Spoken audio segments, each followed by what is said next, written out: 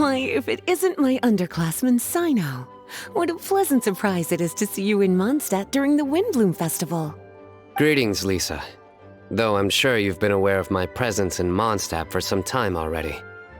Oh dear, looks like you've seen right through me. But I was in no hurry. I knew we'd see each other sooner or later. Yes. It's just as Professor Cyrus said. Shared aspirations always have a way of bringing people into each other's orbit. He always has such a poetic way of wording things. I suppose that's the one respect in which I've taken after him. While in your case, yes, it's his wit and eccentricities that have left their mark on you. I'm not sure that describes me very aptly these days, given that I'm now the General Mahamatra. Still, if we're going to talk about ways with words, I think my deadpan humor is far superior than our professor's. Is that so? Strange. I heard that you're just Cyno the Adventurer when you're in Mondstadt. You make a good point. What do you think of Mondstadt during this time of year? It's quite nice, isn't it? Yes, it's very nice.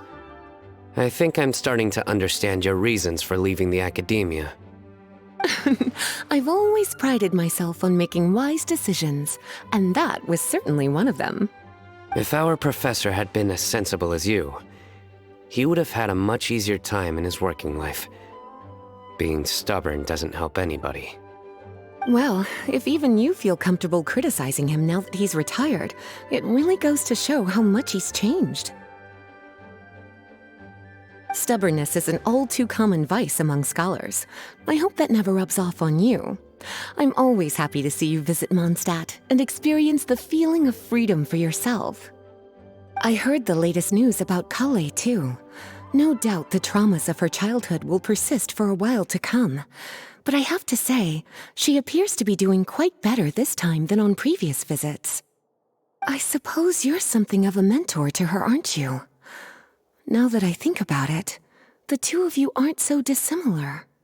The power of Hermanubis once brought you great suffering. That's all in the past now.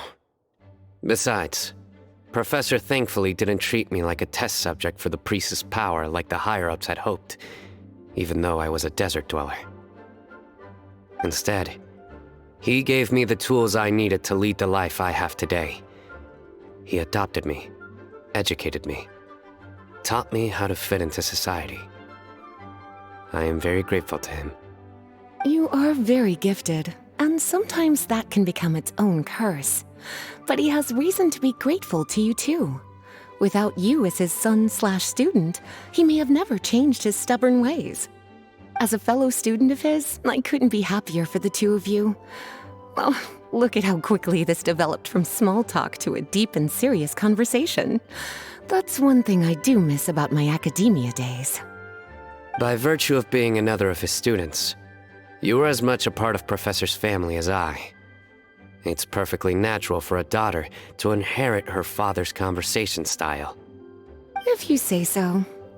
I suppose that means I get to call you baby brother from now on. I'd rather you didn't. Yes, there's the baby brother I remember.